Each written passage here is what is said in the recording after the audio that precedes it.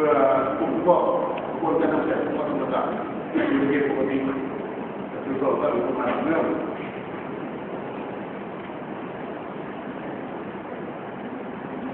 อันที่หาจักสุขภาพตัวกันของเย็นบดผักหวานให้แก่ครอบครัวทุกแบบเลยสักการเรื่องทั้งไปประกอบกับทุกคน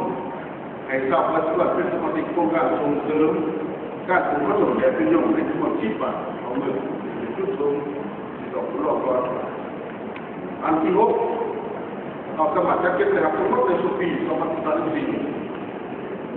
ผ่านมาเห็นว่าบรรลุผลเป็นที่ลงสนองหรือว่า4.9จุด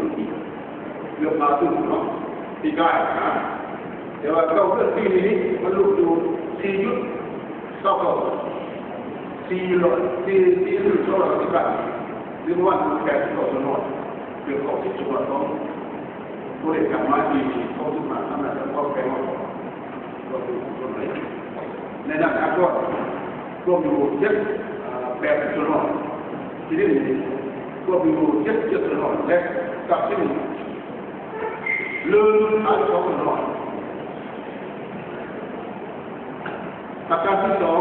ผมเขียนเรื่องนั้นไปประการสังคมอันที่หนึ่งนักเรียนตัวเมืองแบบท่านบอกว่าเชี่ยวที่มากเป็นเจ็ดสนวนผู้สอนก็เพิ่มเป็นสนวนอันที่สองอาจารย์เขาเรียนสอนที่ชั้นมัธยมเรื่องร้อยสนวนหรือประมาณ6 สนวนอาจารย์พละ6 สนวนมัดจุดต้นอาจารย์ทุกส่วนก่อนสิมาข่าวร้อน0.5 สนวนพละ9.2 สนวนโลบายก็ยกสัน2.2 สนวนข่าวร้อน0.2 สนวนและอาจารย์พละแบบสนวนบายสูงแนว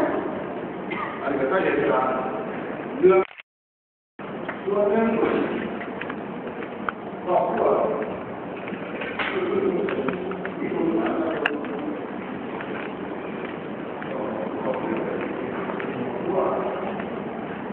วนหนึ่งคือคนที่จะ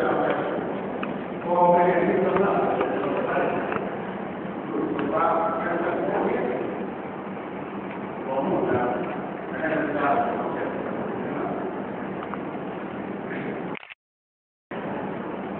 แต่ว่าเราเปลี่ยนเป็นมาทุกรูปแบบคนละเป็นมาได้